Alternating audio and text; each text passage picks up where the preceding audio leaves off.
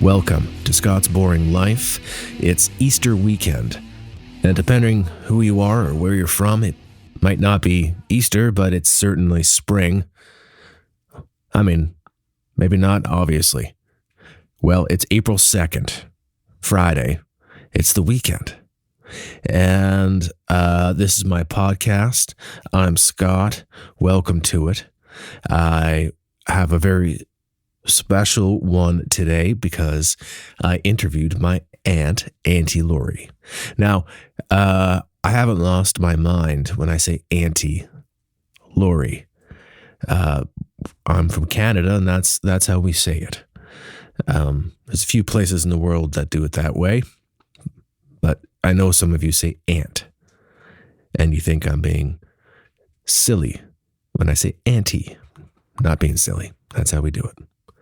Canadians, British people, Hawaiians for some reason, a few states, particularly the ones that are close to Canada, Washington, say auntie. Anyway, moving on. My Auntie Lori recorded an album, a stunning album. It's a full-length album that I can't pin down what genre it is. It could be on a new country station, but it could also be on a pop station. It has a lot of depth. It's a full-length, proper album that we're going to play. We chat between the songs. This is about an hour and a half, at least, of just us chatting about music and the creation of it and the process of it. We talk about each song a little bit, and we play out the album. So if you have the time, hang in there with us and listen to how this came from, a song in my Aunt Lori's head, to her voice memo, to a studio, to professional musicians, and now it's this big, really high caliber album. So if you're on a commute to work and you don't quite have the time to finish this whole podcast, that's okay. Just sign off, and when you sign back in, you should pop right in where you left off. So I'm not going to chat too much. I'm going to jump right into it. I'd like to add that the album is not released right now, so you can listen to it here, have some fun, and I'm going to remind you when it is released, probably sometime this summer. So this is me talking to my Auntie Lori.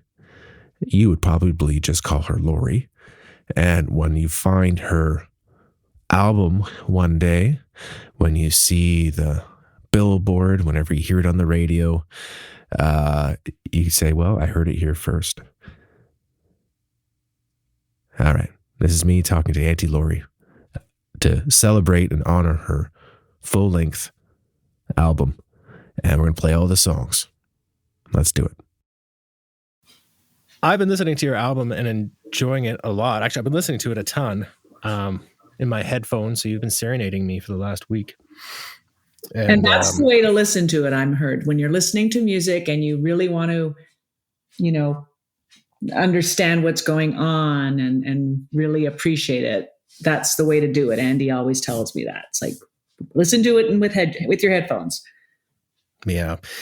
Yeah, it's like somebody singing right into your ear. It's and you hear little things you wouldn't notice otherwise. You're kind of right in the room with the band. Mm-hmm. And especially now, I have noise canceling headphones, and it's such a peaceful place to be. Awesome. Have you tried them? No, I have not. I really recommend it. It's especially, well, if you got 26 kids, I'm telling you, I was going to say noise canceling headphones on, and it is lovely. I would just sit there all day and smile. So I've been enjoying the album a lot, and it's like a proper album, and we'll get to that, but let's start at the beginning, because what's the name of the band? Is it a band? Is it just you? Well, what have I been listening to? So it started out to be a band project. And it evolved into it's going to be a solo album. I think what happened was that I started writing a couple of songs, and it's like, oh, this sounds pretty good. Let's keep it moving. And then I'd write a couple more, and it was always from, it was songs that I was writing songs for me to sing, and the producer just kind of said, you know what? Well, it was the producer and our bass player who kind of co-produced, as well as Andy. They all kind of sat down and said, you know what? This doesn't make sense. It's not a band album. This is Lori. So sure. All of a sudden maybe be a solo artist. Yeah. Yeah, awesome. So would it be Lori MacKenzie on the front of the album? That's the conversation that we're having now. It's what, It's a fun conversation. Yeah, that's part of the fun. Yeah. But you have a great name, Scott MacKenzie. It's already taken. I know. Yeah. I think I like just Lori MacKenzie. I think I like that. I do too. Absolutely. I think it's a great idea, Lori MacKenzie, and have a picture of you on the front. I think would be a great way to go. Mm-hmm. Yeah. So you mentioned that you kind of started writing a few of the songs, and you were working with a producer to bring them to life. So there's 12 songs, right? Correct. So you have 11. Is it 11 or 12? There's a 12th song that's being recorded now. Yeah. Oh. So those 12 songs, is that, did they all come that way? Did you kind of start them at home, and have you been writing them for years? Are some of them from other folks? Is it all the Lori process MacKenzie original music? Yeah. Well, the process usually is that I'll come up with an idea for a song. Sometimes it's just a catchphrase that I'll come up with. A few, they all became very much songs about me, because they would start and then I'd kind of think, oh, that could be about that person or that relationship, or, but I would come up with the ideas. I would come up with a basic melody. I don't really play guitar well enough, or piano even at all, to sit down and figure out chords. Of course. So and all that. So it's just a melody in my head, but I can hear the instrumentation. So then I would bring it. So you wrote all the songs. Yeah. And the lyrics? The lyrics. That's all you. Most of it. There are pieces of the lyrics. Old Montreal, the chorus was written by our bass player. When the Walls Fall Down, Andy wrote the bridge, the music to that. But it's really co-writing, in that I can't do it by myself. And when I then bring it usually to Rick, our bass player, and he creates the magic, because I don't know that, hey, you can't go from this to that. Like there has to be something there. So together we just create this magic. And it's fun to listen to my original idea that I have on my phone, and then listen to the product at midway, when it's like, oh my gosh, Rick has just added all this incredible magic through, like, he really, while I might have an idea for the melody, he's really creating that music, and then having the final product. It's like, wow, how did that sounds exciting. Yeah. So whenever something comes to you, you record it on your phone. You sing it to your a voice memo kind of thing. To myself, yeah. Cool. Yeah. Yeah. So what I'm hearing is this is very much a Lori MacKenzie solo album.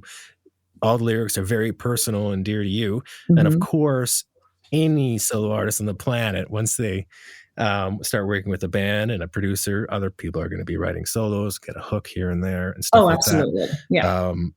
Yeah. So of course, and we could just talk about that a little bit more, because boy, the instrumentation is stunning, as well as your vocals and the overall mood of it. It's a really special album, and let's go through it. Now, is the song order that I received, is that what you had in mind? Because this is an album. I've said that I think 10 times, but it's a special thing nowadays because it's not so common.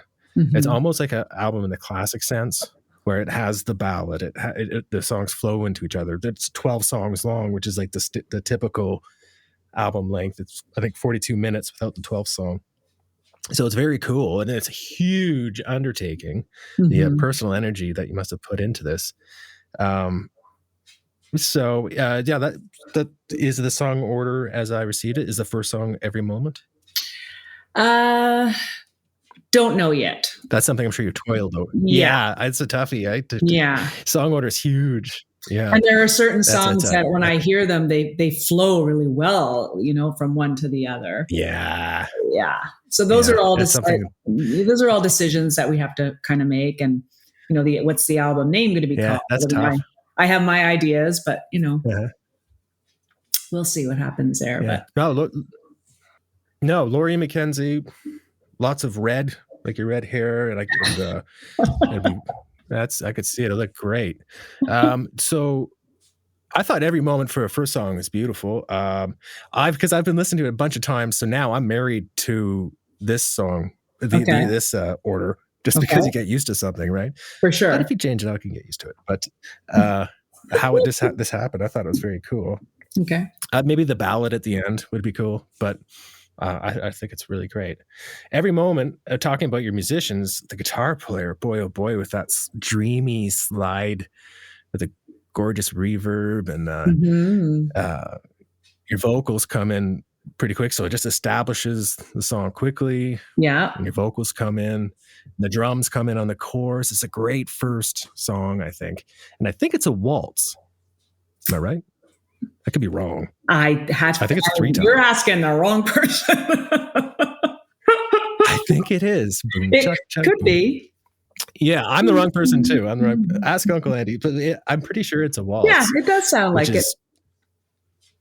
Yeah, it's been hard to pin down. We always trying to think, what genre am I listening to, and it's not obvious, which is cool. I could see this music being fit nicely into many different places, like where it would be like on a new country station, but also on a pop station, radio stations. So that's cool. So this Every Moment song is also like 50s piano in there. Yeah. It shows off your vocal chops, which are stunning. Thank you. I love how you sing seems to come right from the center of you. So that song, did you want to? It's tough to talk about your own music sometimes, especially whenever it seems like it is, personal to you. But is there anything in terms of how? No, I don't mind at all. I don't mind at all. Every Moment was actually a unique one, how that came about, because as I said, most of the songs I usually just kind of get this little idea, a little catchphrase or a little melody in my head. But Every Moment, I actually wanted to write my version of You Ought to Know by Alanis Morissette. I wanted to write a love song that wasn't a love song. So, and I had someone in mind. And so I actually sat down and I wrote this person a letter. And I just wrote it in letter format. This is, I'd like to say this. I wish I had said this. I wish I had said that. And then once the letter was written, I tore the letter, I broke it up into little segments, and that's how the song was born. So it's actually a true story.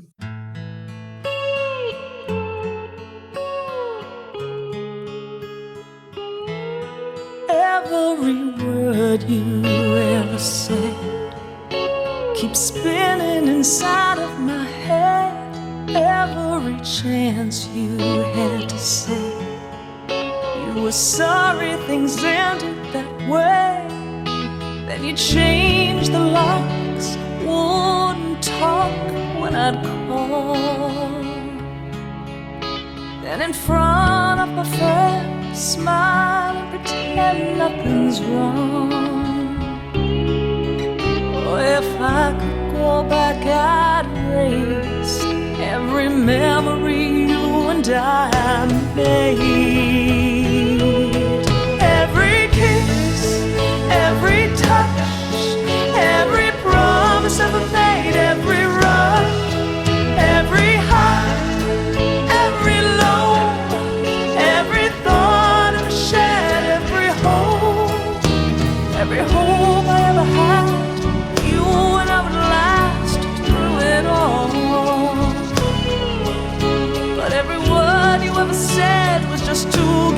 your bed and show. There are lovers I'll never forget, but you're the one I forever regret. Every moment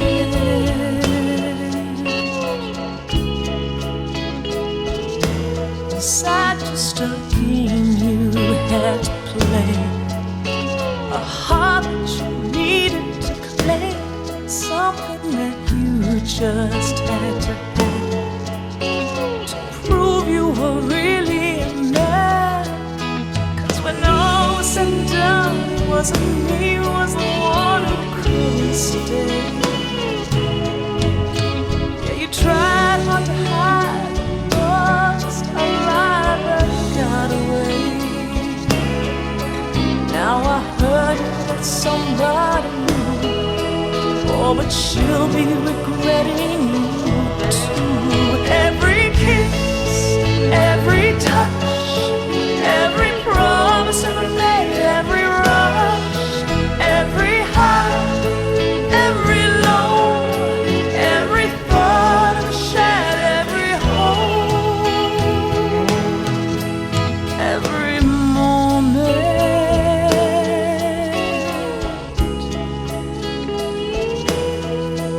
Every moment,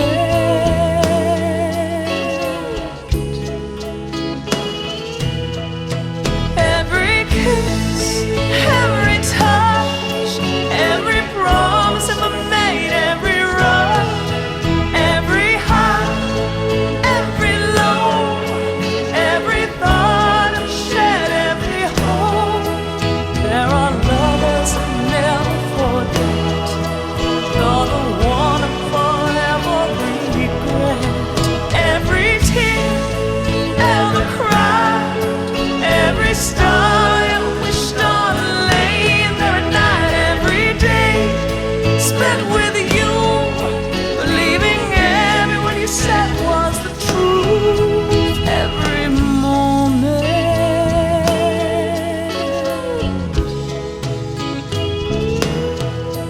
every moment.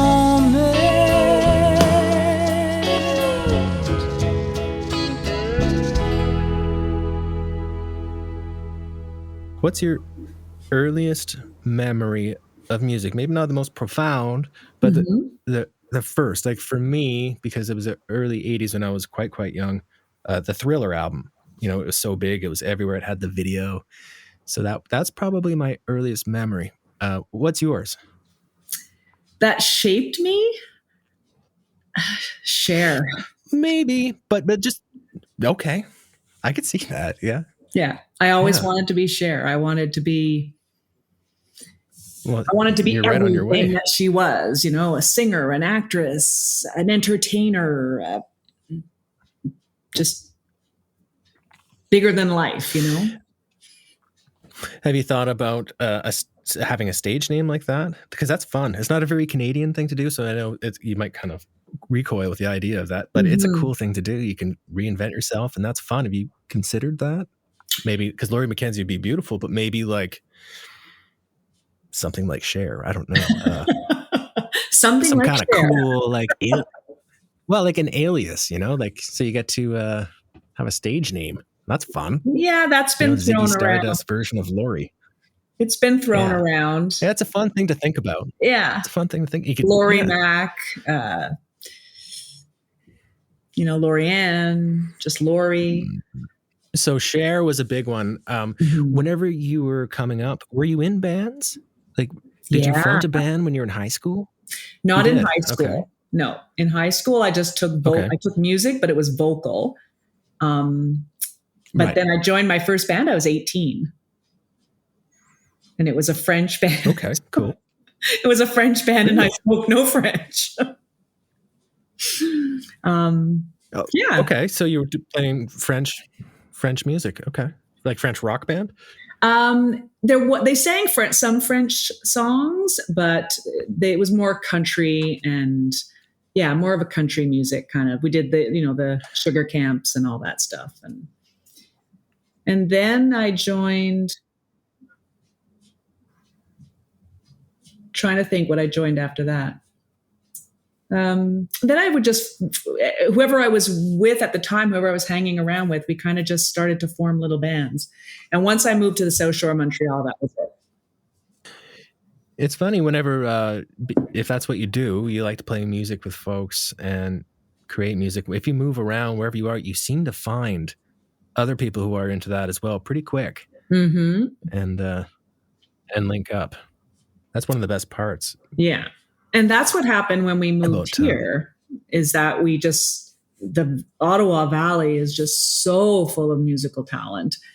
And we just started to meet people, and it just evolved. And we just, I started to write, and we started to write a little bit together. And then we knew this producer and was like, you know what, let's give this a shot, one song at a time, and we'll see what happens. And 12 songs later,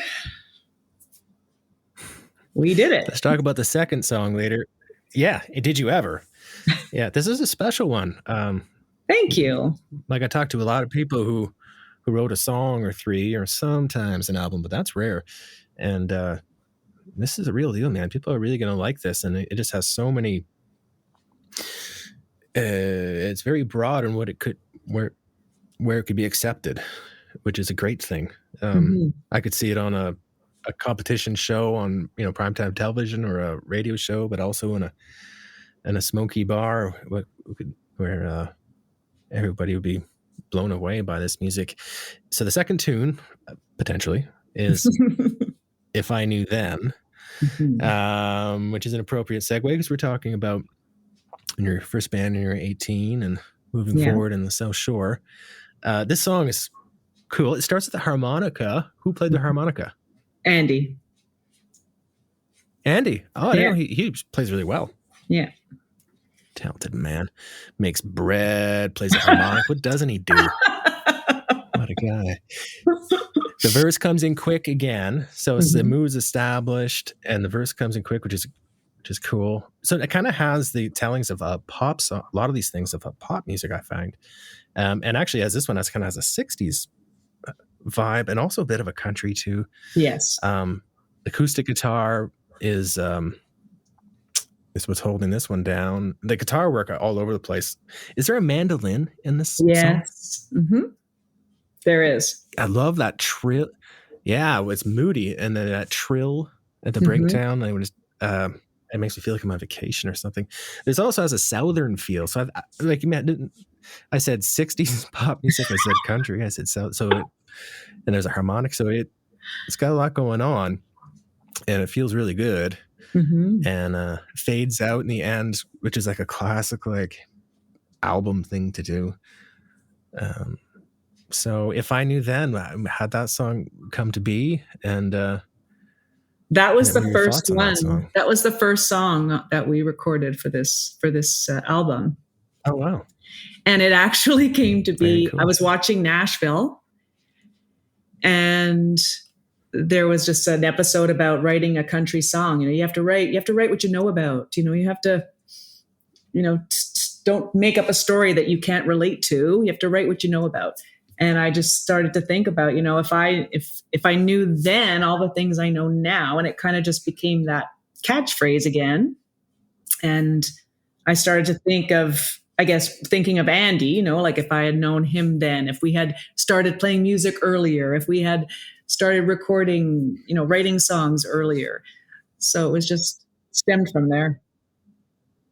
It was the first, like I said, it was the first song that that I wrote, and it needed a bridge. So that was the first time Rick and I, the bass player, really wrote together, because he said, okay, you need a bridge. And he went off and wrote that bridge. And we would play it live, and people loved it. Playing it live, we actually played it a lot faster. It was only when we went into the studio that the producer recorded it at the tempo we were playing it at. And then he said, okay, now we're going to just try it at a little different tempo and just, listen to it and be open-minded. And he was right. It was just to bring it down a little bit. And it gave it a little bit more of a modern, today feel, today's country than we were playing it. We were playing it a little bit too old country.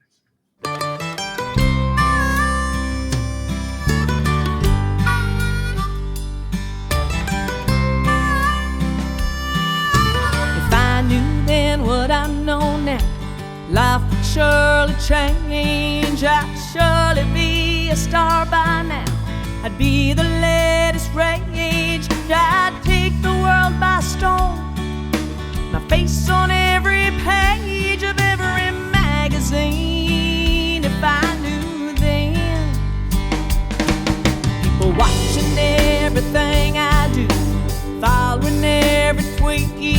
They name a cocktail after me, something not too sweet. My house would be the biggest and the nicest on the street.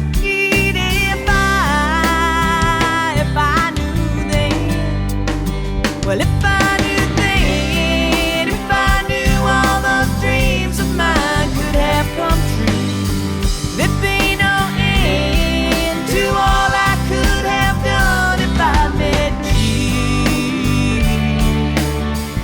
If I knew then, if I knew then, if I knew then what I know now, hell, I'd have 3 kids, a boy, a girl, and what the heck, an extra one for kicks. We'd spend our summers at the lake in a cottage that we fixed up and by. If I knew then, well, if I knew then, if I knew all those dreams of mine could have come true, there'd be no end to all I could have done if I met you. If I knew then, if I knew then, looking back at days gone by, one thing that I realized, only way that I'd go back is with you by my side. We'd be side by side if I knew then, if I knew all those dreams of mine could have come true. There'd be no end to all I could have done if I met you.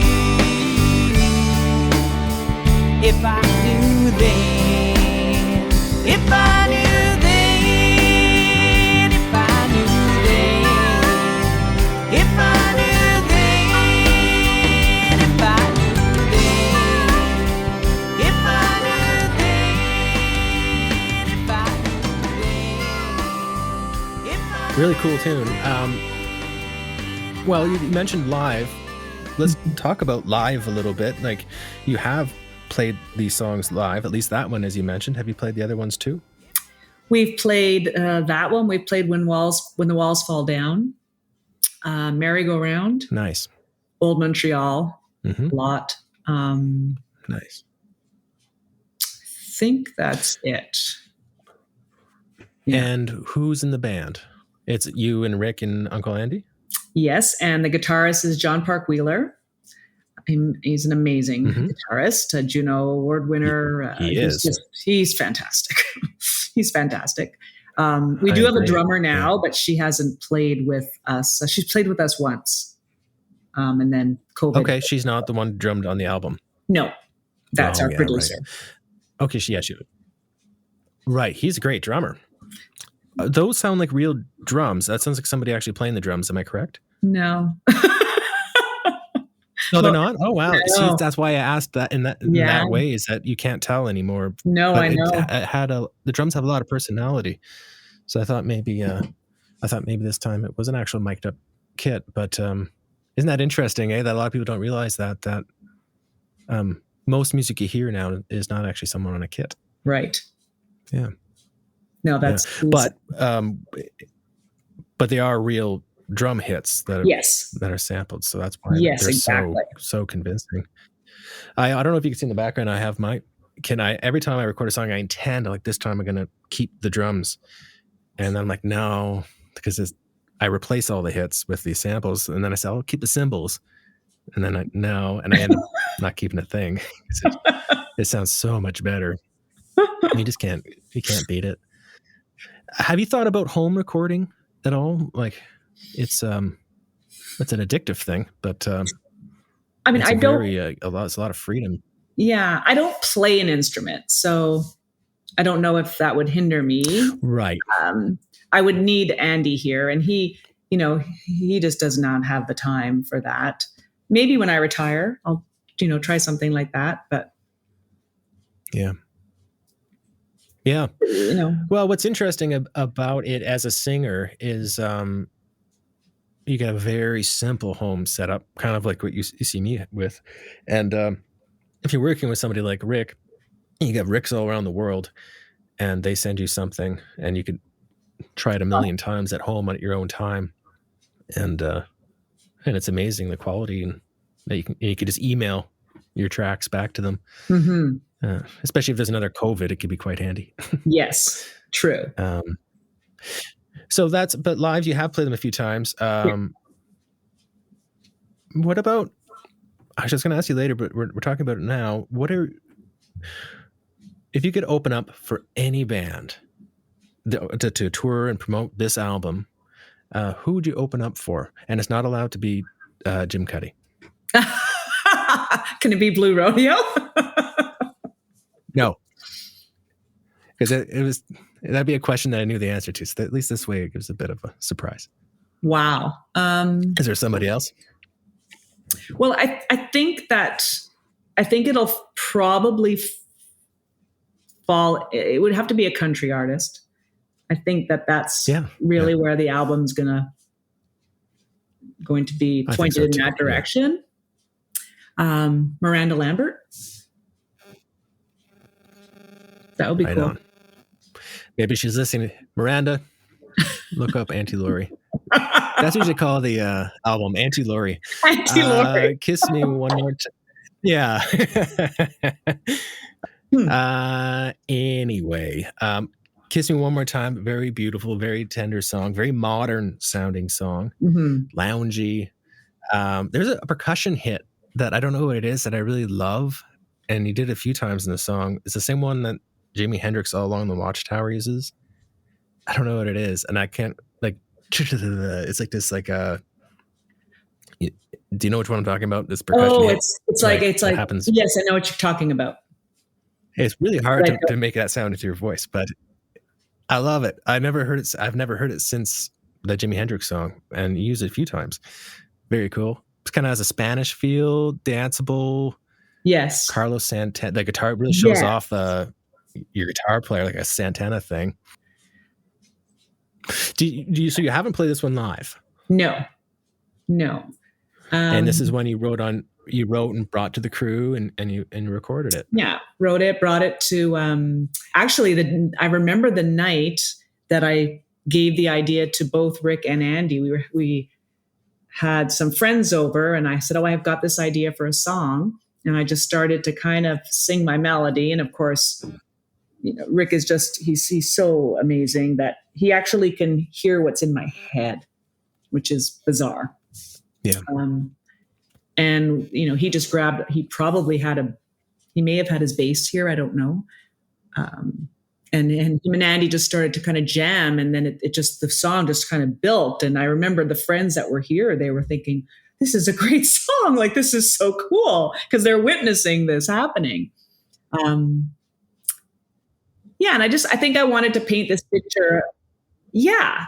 And I wanted to paint this picture of a girl walking in a bar, and she kind of sees the guy, and it's like, I wanted it to be a song that really painted a picture, like really told a story that so many girls can relate to. It's like, you're with that guy, maybe you shouldn't want, I don't know, your friends don't think he's that cool, but you think he's pretty cool, and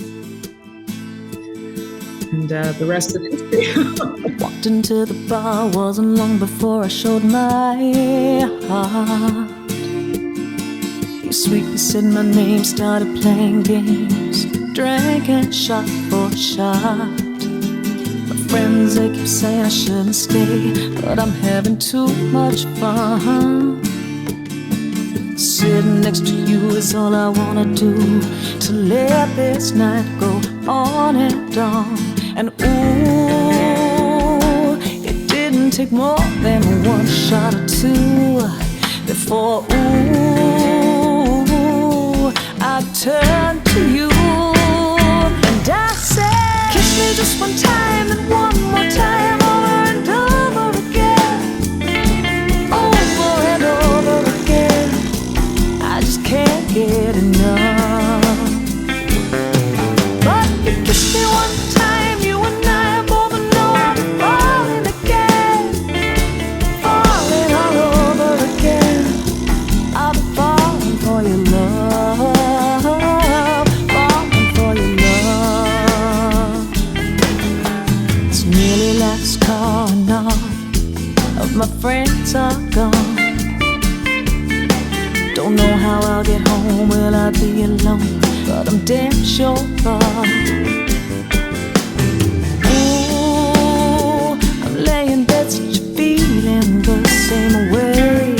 So baby, ooh, what do you say?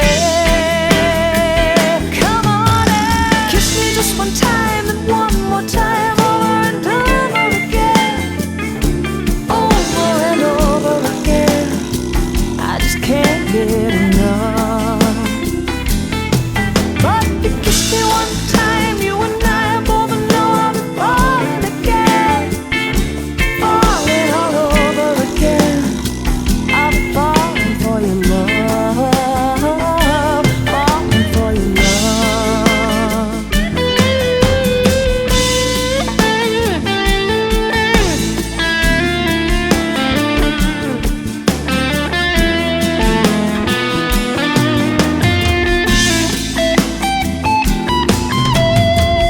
Tired of being good and smart and thinking twice. It's being good and smart don't keep me warm at night. You and I both know, baby, it's cold outside. So let's stay here and have another beer before they turn off the neon lights. Oh, kiss me just one time and one more time. Kiss me just one time and one more time. Kiss me just one time and one more time. Kiss me just one time and one more time, over and over again, over and over again. I just can't get enough. But you kiss me one time, you and I both know I'm falling again, falling all over again. I'll be falling for your love, falling for your love.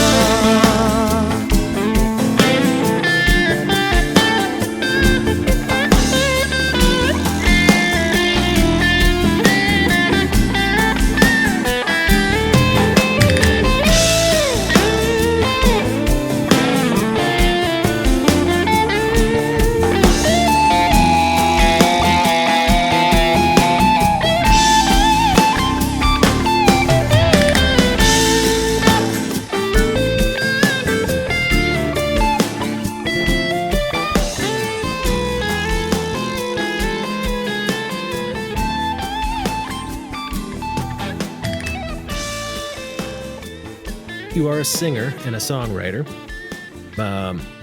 Truly. Obviously, in high school, you took vocal lessons and you worked at it over the years, but some people haven't, some people don't. And you obviously naturally are gifted in that way. Do you have other creative outlets that I don't know about? Or is it all, do you just singing enough, writing music enough? Have you ever thought about acting? Have you ever thought about painting? I would love to paint. Dancing? Oh, I am not a very good artist. I'm getting better, but I'm not very good. Dancing, I love to dance. I've acted, definitely. I've done musical theater. Okay. I didn't know that. I think that my problem is that when you're in the social. Yeah, and in Montreal. So it was in Montreal, the Lyric Theater Singers. It was Broadway lyric theater singers. Lyric theater singers in Montreal. Yeah. Broadway style theater. Yes. Cool. And you enjoyed that. Was it scary? No, I loved it. It was so much fun. Okay. Yeah. And it taught me a lot. So Broadway, I bet it did. Mm-hmm. Now, as a front woman fronting a band, which again, I think you are predisposed for that. I think that that's something that would probably come naturally to you. Again, not many people can do that. So you're obviously on the right path. So we talked about, you just mentioned Broadway theater and you felt very comfortable there. We were talking about live and dreams of bands you'd open up for and on the big stage. So being fronting a band on a big scale, does that frighten you? Does that thrill you? Is that something you think about a lot, or do you think more on the recording side and people listening to it in their noise canceling headphones? The idea of fronting a band for a lot of people is something a lot of people fantasize about, and it's like you're probably about to do that in your next chapter of life here. Is that something? Are you afraid? Are you excited? What are your thoughts on fronting a band? Because that's a very particular thing. I'm not afraid of it. I've been really lucky in that I've performed with some amazing musicians. I mean, just the guys in this current band are fantastic, but I know it's different just getting up on stage with, a band that they've just learned your songs and you're just basically, they're traveling with you or they're touring with you or they're the house band and everyone, is getting up and singing with them. But I've had the opportunity to do that here in the Ottawa Valley with incredible musicians. I've sung backup for some bands in Montreal. So I've had that opportunity, and the experience has taught me that when you've got incredible musicians behind you, it's just like, wow, there's nothing to be nervous about because they know what to do. They know, if I decide to go off and do another verse, they know exactly where to go. So it's not something that would scare me. I don't think. Special feeling. You said that really well. That's a very special thing to have that connection with your band like that and feel safe with them. And then you have that, it's more likely you could connect with the audience if they're watching the band connect so effortlessly and they want to join in. It sounds like everything's lined up for some pretty special live Lori MacKenzie shows. Well, I guess at the end of the summer, hopefully. Who knows? But yeah, who knows? Yeah, we'll get there. But I brought up the live aspect and fronting because I thought Merry Go Round would be a super cool live song. It's a rock. To me, I felt like it was a rock song, almost like a jukebox. What would come out of a jukebox in a bar, like with a bunch of blue collar people with pints of beer. But funny enough, like those jukebox hits are, in a smoky bar, and actually those jukebox hits, those bands that play that music live, it's actually very splashy and glamorous and big. So to me, this is like the rock song. It almost reminded me of Queen a bit. It really showed off your vocals. And it had a real rock end to it, where it wasn't like a fade out like some of the other ones. You have a lot of interesting endings of the songs. And this one, it was, it starts with a scratching vinyl, which is a nice touch, which again, almost reminds me of the jukebox again. I really enjoyed this one. Actually, I remember pressing repeat a couple times. What are your thoughts on Merry Go Round? How did it come about? How did it come about? Yeah.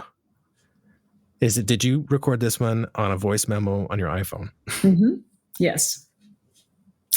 And cool. I think I was at a point at a pretty,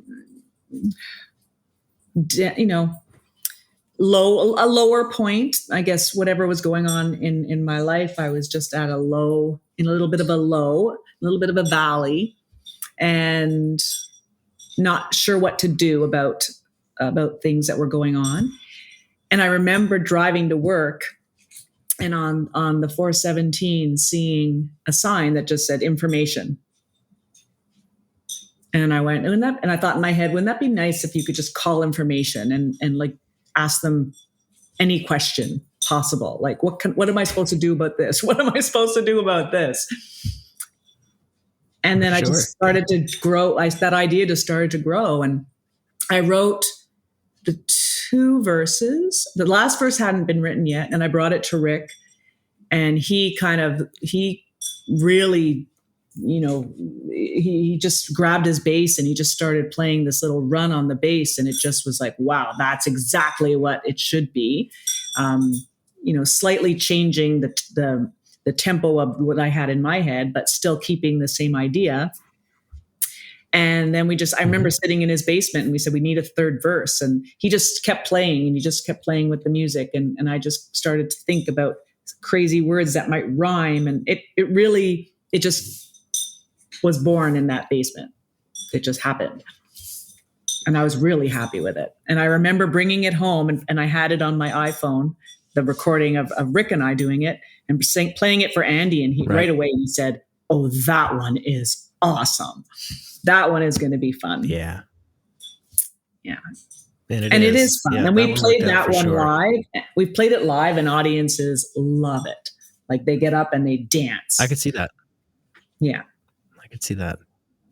Isn't it funny how you said you were in a valley, as we all are time to time, and sometimes the best stuff, I mean, almost always the best stuff comes from the valleys, and people are dancing to your sorrow, but it really is funny how that works sometimes.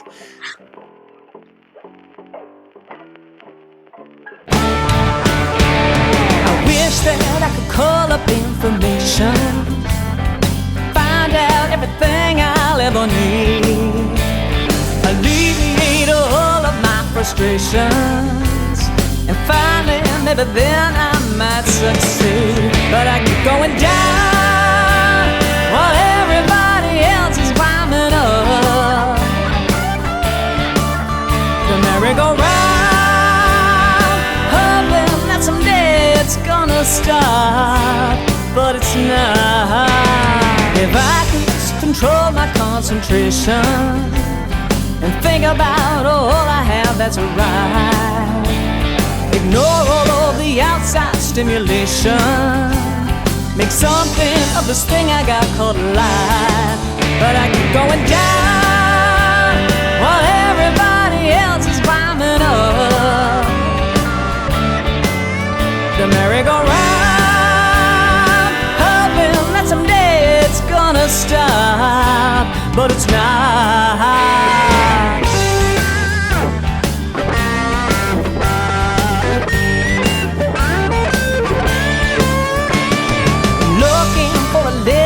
Inspiration, a reason to get up and face the day.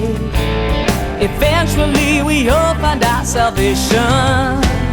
At least that's what the old folks always say.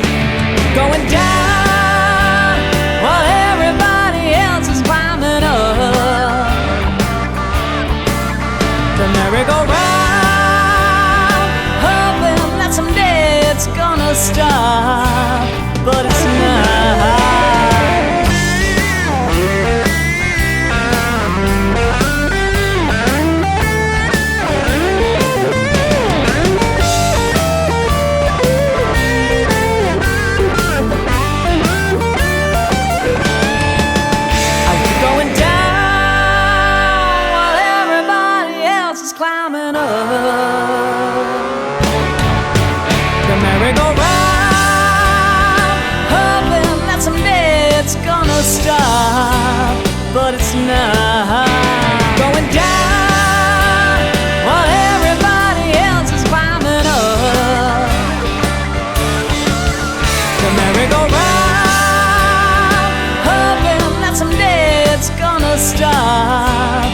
but it's not.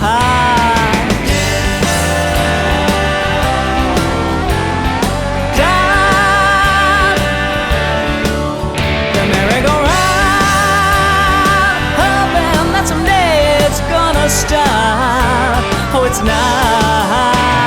I wish that I could call up information, find out everything I'll ever need.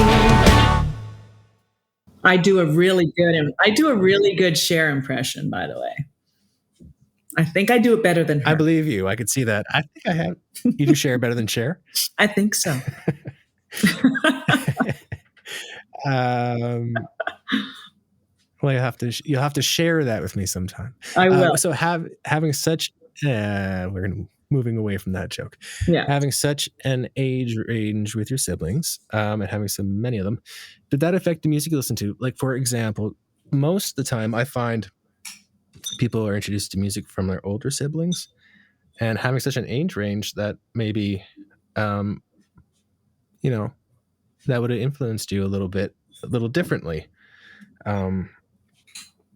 Although I think you were probably the most musical one of the bunch, but actually maybe it worked the other way around. You influenced your older siblings, but like were your brothers and sisters playing music that influenced you in the house? Which is often the case, but maybe it's not the case this time. I don't know if it influenced me, but yeah, it definitely, I would definitely sing along. So it's possible that it helped me learn how to use my voice in different ways. Even music my father listened to, I listened to it and I love it. Different singers. And, I remember listening to Jesus Christ Superstar. It was your dad's, and listening to that, and he had the Four Seasons, and I loved that.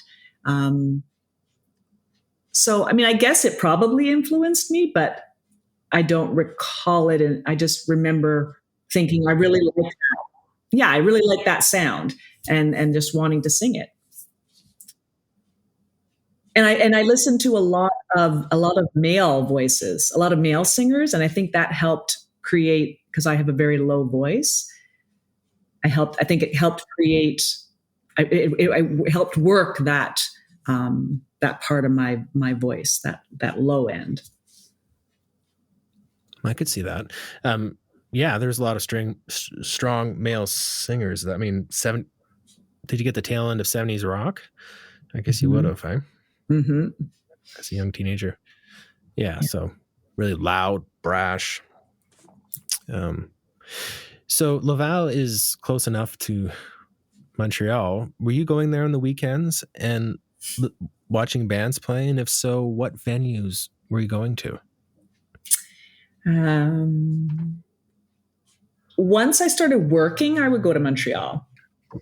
Not before then. Right. So yeah, because it's not around the corner. Yeah. So I guess, probably at about 18, I definitely was going into bars and listening to bands. Friar's Pub, which was on Crescent Street, no longer there anymore. The Mustache, where it was the band that did the Rolling Stones all the time. Blushing Brides. I think they still exist. Saw them. So mostly Crescent Street and bands like that would play there. Yeah. Obviously, we're leading up to old Montreal here. And really? I'm sure you saw that one coming. Whenever I listened to the song Old Montreal, first of all, it struck me right away because there's synths in it, which didn't make an appearance, that obviously anyway. Maybe there was, but not in an obvious way until now. And talk about cinematic again. This one's very cinematic. Mm-hmm. And it kind of seems like you have some unfinished business in Montreal. Like, you weren't just remembering, maybe you were kind of yearning for it. Like, and even how it ends on a note that it's like unresolved. Anyway, it's beautiful. It kind of had a Fleetwood Mac vibe, and the synth's really interesting. The guitarist again was Amazing. Yeah. I mean, I'd like to hear your thoughts on the song, but also especially like old Montreal as a place and Montreal. Do you miss it? Are you going to go back? I do miss it. I miss being able to go anywhere I want, whenever you want, go out. Well, in the pandemic, you can't anyway, but if you want Indian food, if you want, Vietnamese food, if whatever you want, it's there. So I miss that. Yeah. I miss my friends, obviously. I love going back and visiting. And when we visit, we always do go to Old Montreal. I worked in Old Montreal for years, so it definitely holds a special place for me. Funny enough, though, the song did not start as a love song. We had gone to Montreal for a weekend, and we brought Rick, our bass player, and his wife. So the four of us went to show them Montreal. They'd never been to Montreal. They'd never been on a metro. They'd basically never been out of the Ottawa Valley. And so we brought them to Montreal, and I had an idea in my head as to exactly where I wanted to bring them. I wanted to bring them to Old Montreal. I wanted to bring them to Crescent Street. I wanted to bring them to Hurley's. So we ended up at Hurley's having a beer, and this band came in, just musicians, local musicians that went there it was, I guess, a Saturday afternoon to jam. And so, of course, what are we going to do? We end up joining them, and we're jamming with them and having just so much fun. We did not want to leave. Finally, we left, and we were walking towards the metro, and I just started to sing "We Walk the Streets of Old Montreal." It just kind of came to me. And I was making up a silly song about how, we're showing you all the sites that we left and we're showing them to you, and you're seeing this for the first time, and it was just a silly little song, and it was actually about Rick and his wife, like how Andy and I are showing you what we left behind. And then Rick just fell in love with the idea, went back to our hotel rooms, and Andy and I went to our room. Rick and his wife went to theirs. I think Andy took a nap. Rick's wife hopped in the shower, and Rick called me, and he says, "You got to come to my room now. I've got a great idea. We got to continue this song." And it just again bloomed from there. Didn't quite finish it. I think that was in the early spring. Then Andy and I went on vacation, and I was on the plane and had to finish that song. So I had to write the lyrics for the third verse. We had to get it done. And so I wrote it on the plane and then sent it to Rick, I guess, in an email or a text. And it just, that's how it came to be. Isn't that cool? I mean, so it started as a song about them, but it ended up being, I ended up drawing on my relationship with my ex, and, who's very, very special to me, and to Andy. I mean, Andy probably talks to him more than I do. So it's funny that you say it's unresolved. It's because it's always going to be something special.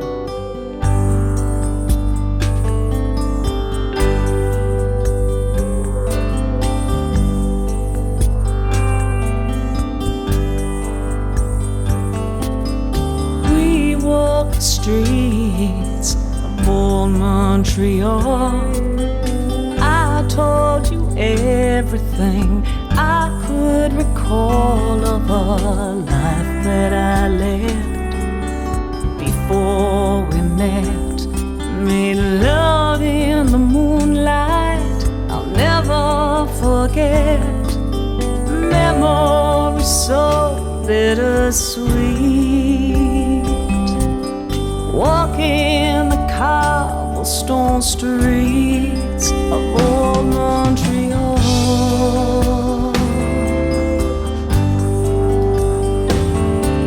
We walked until dusk and stopped for a while. You sang me a song, made a cold heart smile. Became more than just friends, that's how it begins. And then the music takes over. stands when two broken hearts chance to meet, walking the cobblestone streets of old Montreal.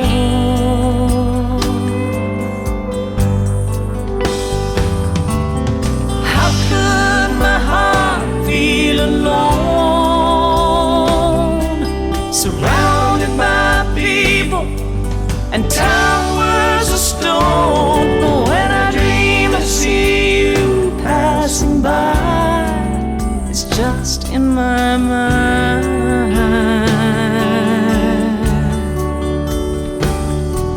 Now I walk the streets of old Montreal, alone in my thoughts as the snow gently falls like the tears from my eyes, wishing you were still mine. Will this heart ever get used to saying goodbye, holding on to the chance that we'll meet again on those cobblestone streets of old Montreal?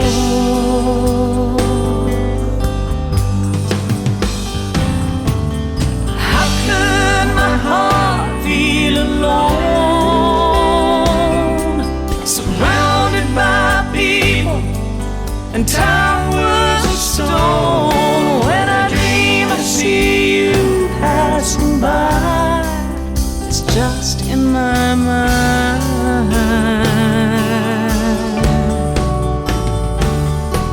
There's no going back, I suppose, to a time and a place so long ago, where we gave in to love and to lust. I remember it all in old Montreal.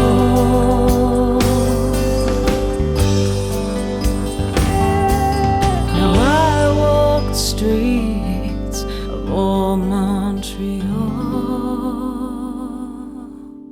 This is very much an album, and an album needs to have a single. Does it need to? Well, let's pretend it does for this conversation.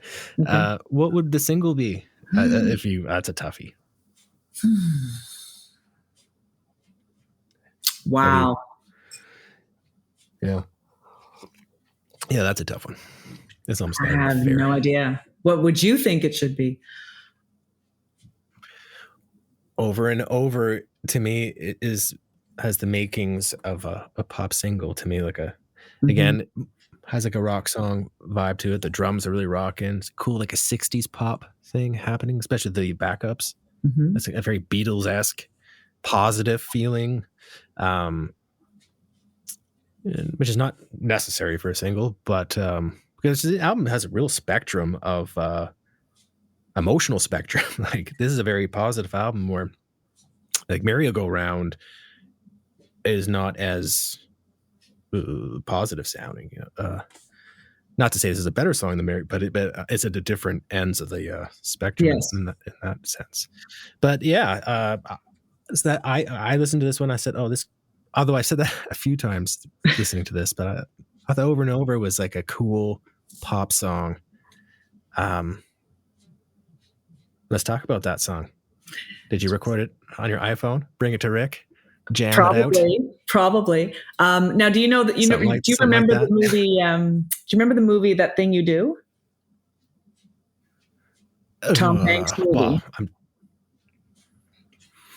It's about a young band. help me out. It's about a band that it definitely takes place in the 50s, and it's about a young band, and they bring this one. The singer brings this song to the band, and it's a ballad, and they think, okay, yeah. And then when he's not in the room, they just completely change it and they make it into this real pop, real Beatlesque, song. So when we wrote Over and Over Again, that was the feel that we wanted.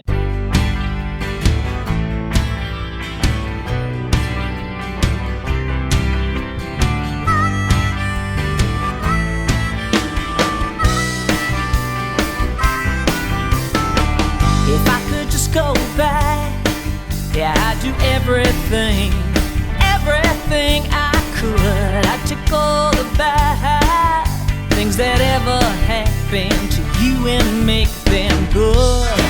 Good times are waiting there before you. Oh, if you'd only let them in, I promise you'll be falling, falling, falling, falling in love over and over again. Yeah, I never thought this heart could ever love again. Then you came along and swept me off my feet. And then, well, you just closed that door before me. Oh, but if you'd only let me in, yeah, I promise you'll be falling, falling, falling, falling in love over and over again. Over and over again, I keep telling you there ain't no way we can't win. It's a feeling, baby, you can't deny. Give in to the heartache and pain, or let that old heart of yours love once against our believing in you and I. And I promise you'll be falling, falling, falling, falling in love over and over again.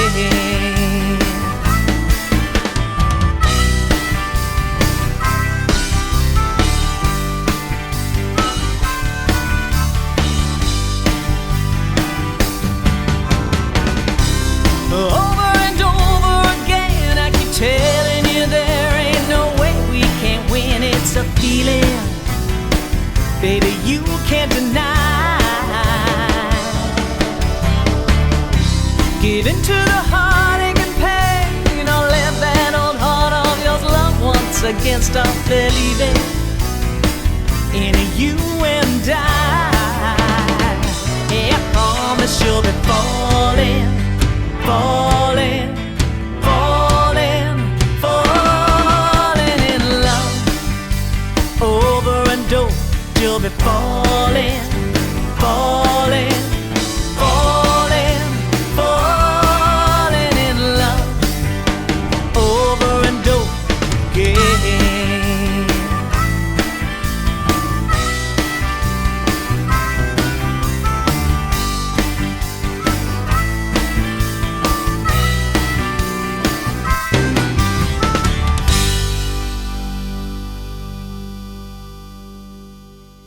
I definitely could see country stations play this like crazy, you know, when this on a sunny Friday afternoon. It's a country pop song, but yeah, it's got that yacht rock thing, which is cool. What are your thoughts on it? Where'd it come? Do you play it live? Do you like playing it? No, I don't think we've ever played it live. But that song is actually a true story. Andy and I were you were dancing in the parking lot. We went to see a movie here in Ottawa, just outside of Ottawa, and came out of the movie theater, and there was a restaurant as part of the. It was at like it was called Centrum. It's like all these little shopping. You know, you got this big parking lot and roads, and it's all different little individual stores. Anyway, and there was a restaurant with music playing. And so we started dancing in the parking lot. And I just came to me, parking lot dancing.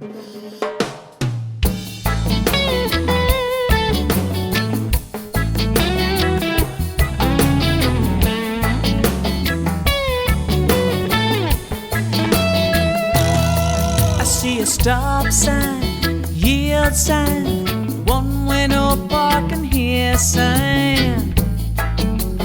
They're all over this place.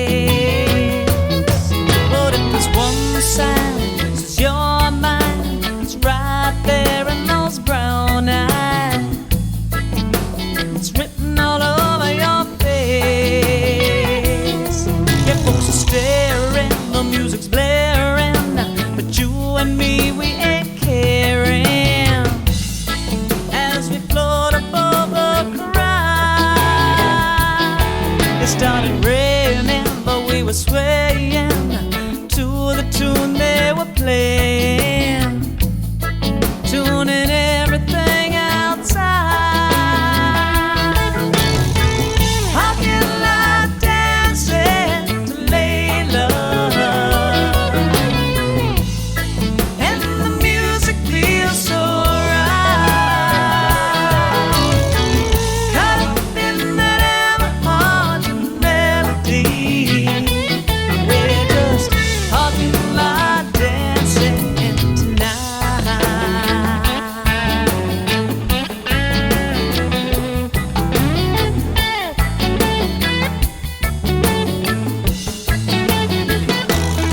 The music ended and we were spending, made our way across the pavement to the wedding crowd.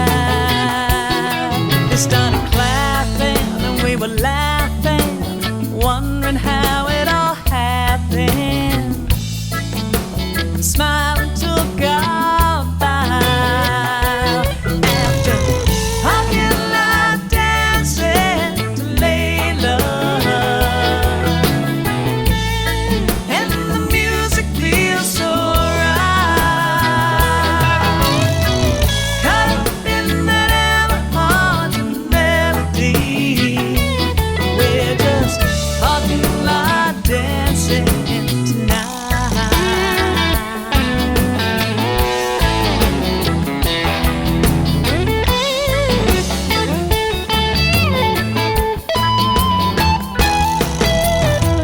Talking like dancing to Layla. Talking like dancing tonight.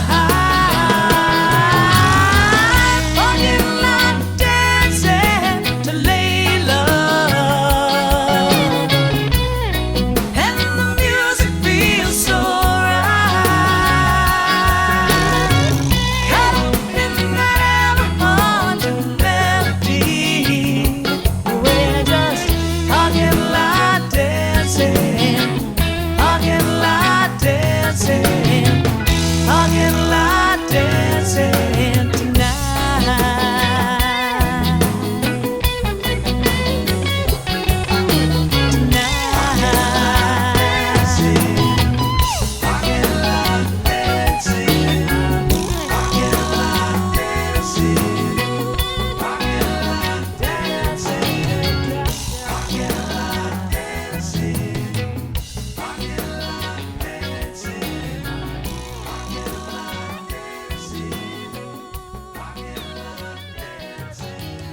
So, anytime I talk to, whether it's a songwriter or someone who writes anything, or a painter, anybody who does something creative and has to form habits, I'm always curious. What are your habits? When do you write? Is it late at night when you're going to sleep? Is it in the morning? Is it on your commute to work? Is there a typical time that you like to be writing songs? That's ideal. They usually come to me either in the car, walking. If I go for a walk, I'll often come up with an idea. And strangely enough, in the hot tub, which drives Andy crazy, because I sit in the hot tub and I just sing a line over and over and over again. And he's like, this is supposed to be relaxing. This is not relaxing. That's against hot tub etiquette, but nobody told me that's that. Funny. Yeah, no. Okay, so you commute to work, when you're going on walks, and in the hot tub. Yeah. So, and I guess you're thinking up lyrics and melodies. So I guess it's not a particular time of day. Well, the commute to work certainly is. Yes.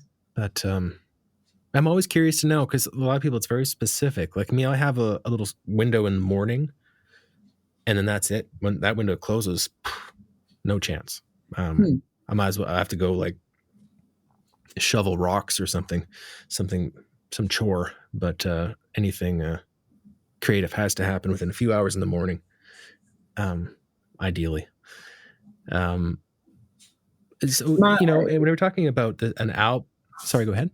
With me, it just, because I don't write, I'm not a fast writer. Like a song can take me a month just to get it to the point where I go, okay, now I'm satisfied with my idea, and I'm going to now present it to Andy or to Rick, and then move forward with it. It takes me a long time. So I'll come up with an idea. I'm working on a song right now, and I actually was singing the other day. The kids were in the yard at school playing, and I was just walking around and, on yard duty, and I'm kind of singing this song in my head. And I mentioned that one of the kids heard me singing, and I said, well, actually I'm writing a song.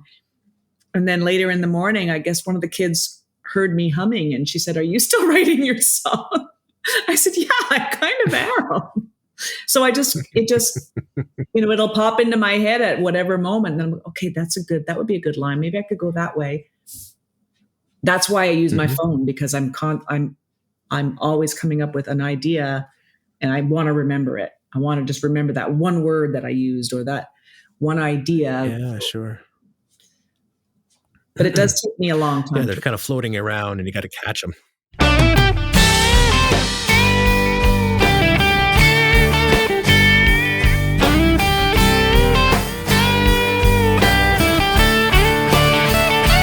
Might have been the ice cold beer sitting in the sun, or the bottle of wine when the beer was done. Might have been the shots of tequila that made their way around, or the songs that you sang as the fire burned down.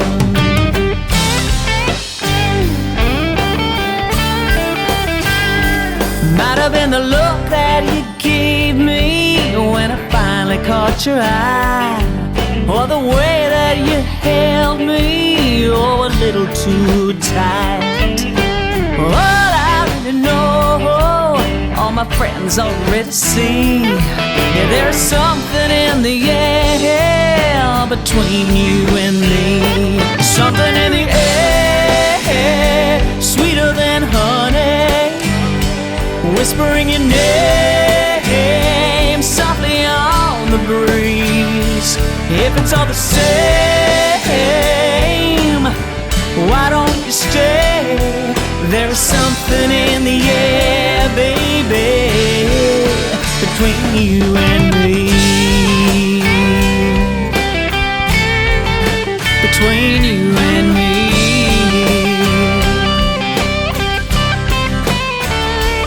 Might have been a touch of your skin so close to mine, or the taste of your lips from a sweet summer wine.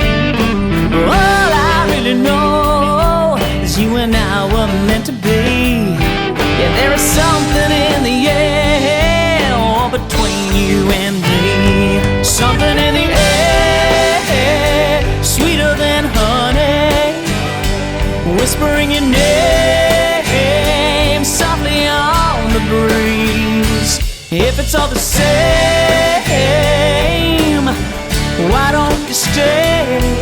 There is something in the air, baby, between you and me.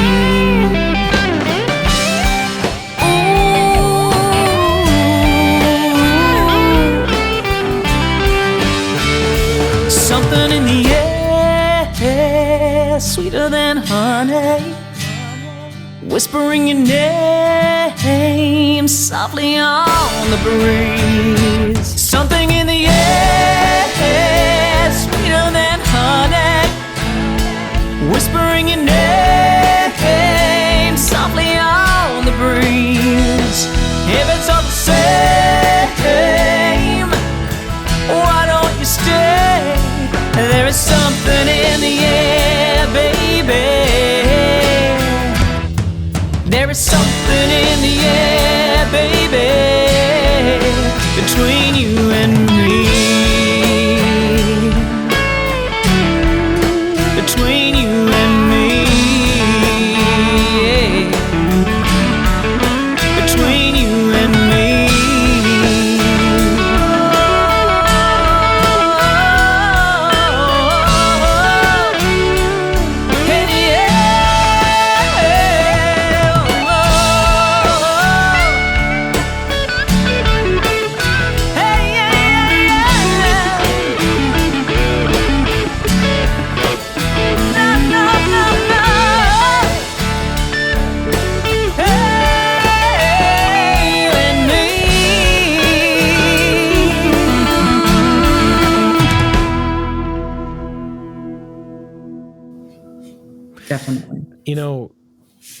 this album that you've accomplished, that you've completed, it's such a huge thing. Whenever you sent it to me, I listened to it. I was really wanted to do this podcast with you to honor it and to talk about it, because it's a really special thing, because it's how high caliber it is, but also just the work ethic that has to go into going from the song idea on your iPhone to dealing with all the personalities and the technology and getting up to going from nothing to a full length album is huge, and it takes a lot. And just on that note, on work ethic, like for example, there's a lot of hugely talented people out there that don't have albums, and they don't ever write a thing or paint anything more than a scribble, because they don't have the work ethic.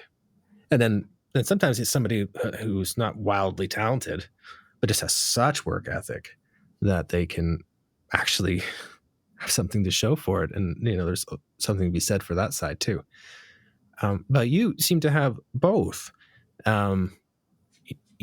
have this real natural talent, and why this album's so special is because it's very much you. And it's very special in that way, and you seem to capture something, and that's because of the work ethic. So there's no question in there particularly, just to commend you for the hard work and all the struggles that no one will know but you, and you did it. You said you sent me rough copies. I can't imagine what the not rough copy will be, but it's really pristine and is a real deal. And yeah, so Whatever It Takes is another great song on this full length proper album. Starts with vocals. There's some synths in this one. This is when is it vintage? Is it 80s? Is it modern? I don't know, but it's got a vibe. Dreamy, cool organ in there. I almost just want to play it, but is there something you want to say about Whatever It Takes? Whatever It Takes is a pretty personal one.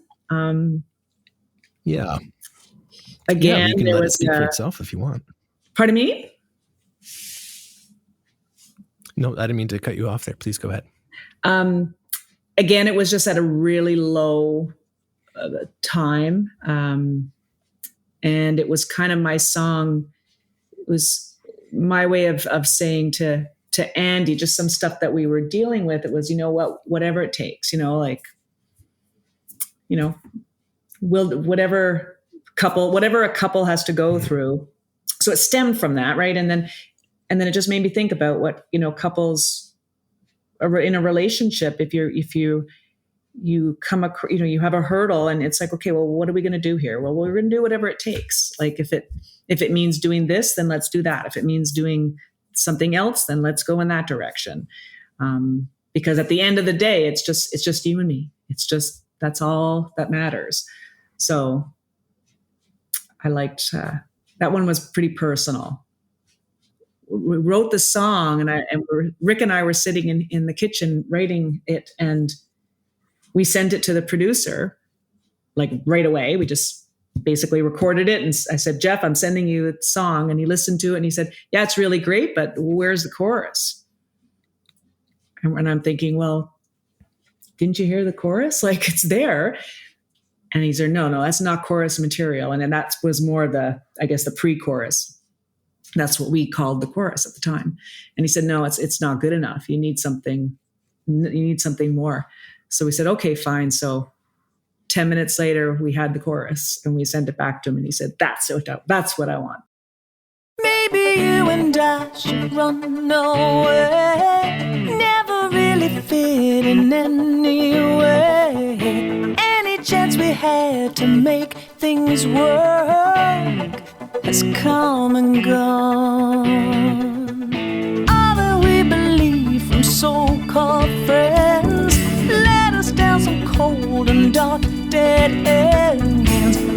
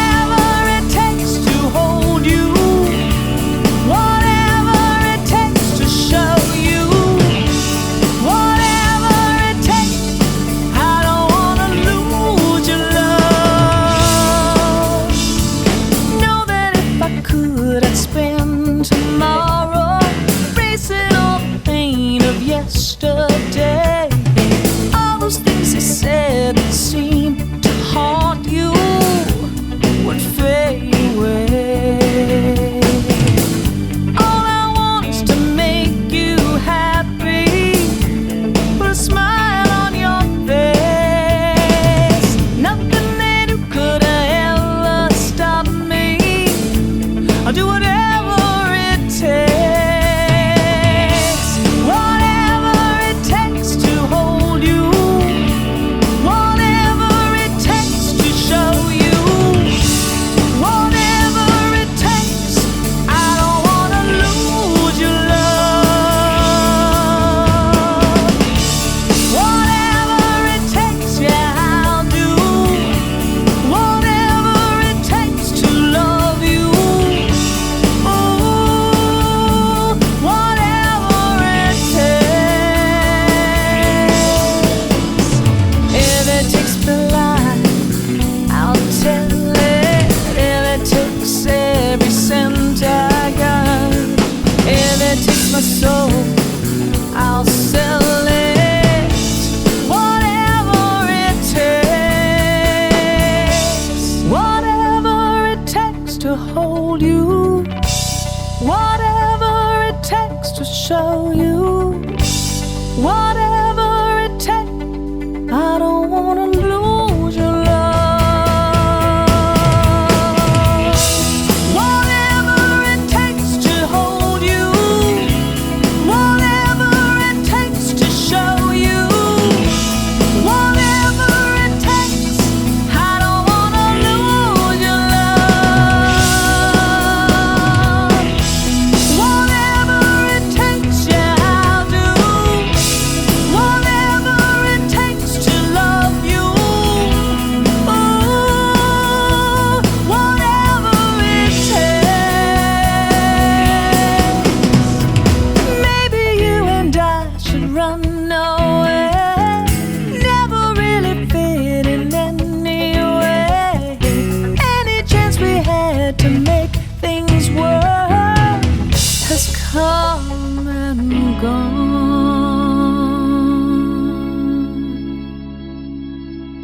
What I've been doing is we've been chatting a little bit, and I've been telling you my thoughts on one of your songs, and then asking you about it, and that's kind of what we're doing. But how about I just say this next song? I loved it. This is definitely, I think it's like a ballad, but maybe you want to lead on this. When the Walls Fall Down. Is it a ballad? I think it sounded like a ballad to me. And again, any proper album, is going to have the ballad, and it really shows off your vocals again. It comes right from the center of you. You're probably the first person I ever met in my life that I saw that in person. Some people sing and they sing really well and proper, but then other people, kind of like Janis Joplin is the extreme version of that, where like they shake. It comes right from the center of you. Like you're 100% doing what you're doing in that moment. And it's very beautiful. So yeah, this album is just full of it. And this song has that too. Anyway, I said I wouldn't talk about it, but now I am. When the walls fall down. What do you got to say about that song? That was the second song that we recorded on the album. Okay. It kind of came to me just the whole vision of a house tumbling down. Mm-hmm. And it just kind of flowed. I don't even know. Again, I had the vision and I thought of, past, situations or past relationships, and how can I draw on that to create this song? And it was very different when we performed it live. It was a much heavier, louder, in your face kind of feel to it. I could see that. And Jeff, the producer, changed that.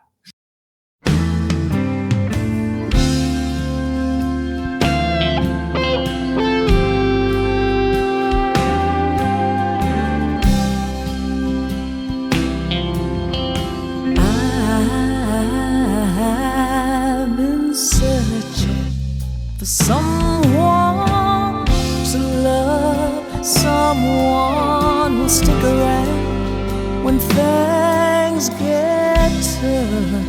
And now that I found you, you say you can't stay.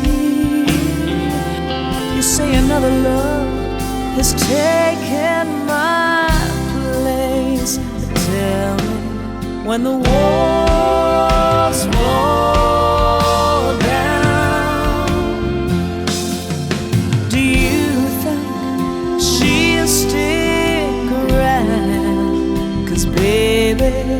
when it all falls apart, you'll still be here in my heart. And I've been waiting here by the phone. I've been hoping that you'd come back home. Oh, but it don't rain, and I still don't know why. You could leave us, never said goodbye. So tell me, when the walls fall down, do you think she'll stick around? 'Cause baby, when it all falls apart, you'll still be here in my heart. My friends, they all think I'm crazy, but baby, they just don't know that sometimes love, well, it ain't easy. So you hold on to what your heart knows, and I believe it.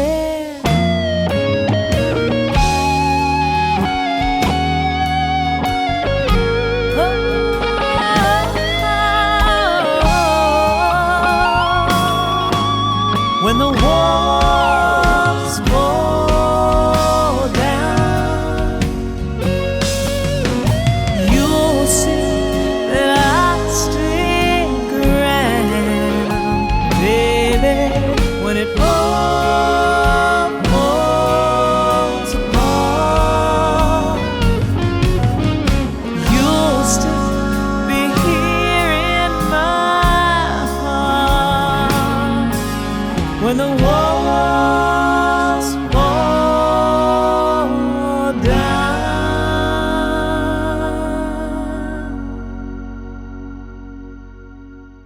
At the beginning of this, we talked about how it all started, and for you, it was kind of singing to a hairbrush to share. And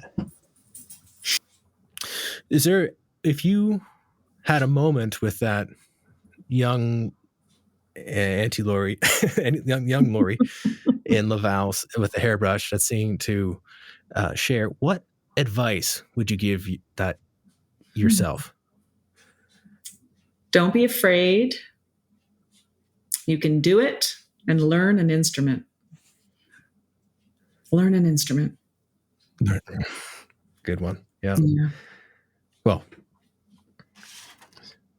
so this is this. It doesn't. I'll tell you who the quote's from, because it doesn't really matter who it's from. I just didn't know. I don't want that to color the quote. Anyway, I just thought it was really nice. It made me think of you a little bit for some reason. So here it is. To laugh often and much, to win the respect of intelligent people and the affection of children, to earn the appreciation of honest critics and endure the betrayal of false friends, to appreciate beauty, to find the beauty in others, to leave the world a bit better, whether with a healthy child, a garden patch, or a deemed social condition, to know one that has breathed a little easier because you lived here. This is to have succeeded. So I really like that. And that's beautiful. And I don't want to tell you who it's from. I think so too. Yeah. It's actually Jeff Bezos. So some people have thought I'd tell you who it's from later, just in case that colored your feelings on that. But it made me think of this album because,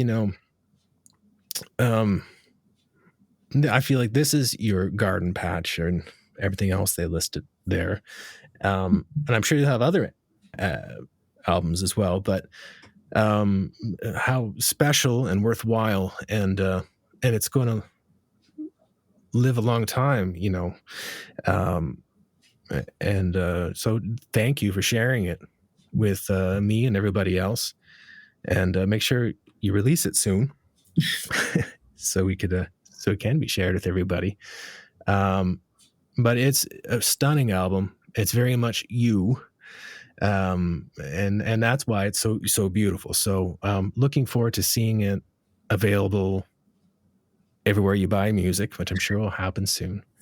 Now, whoever's listening, thanks for listening to me and Auntie Lori.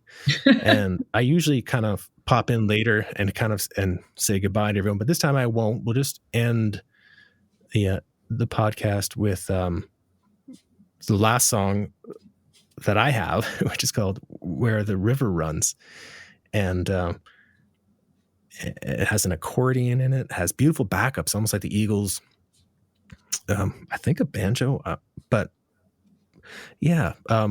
This is the last song on the album as I received it, and I know it won't be. But what are your thoughts on "Where the River Runs"? That was about coming home. That was about how we just knew we were finally where we were supposed to be. There's a highway home. There's a river running. There's a hold she has on my heart. There's a storm a-coming. There's nowhere to go but back.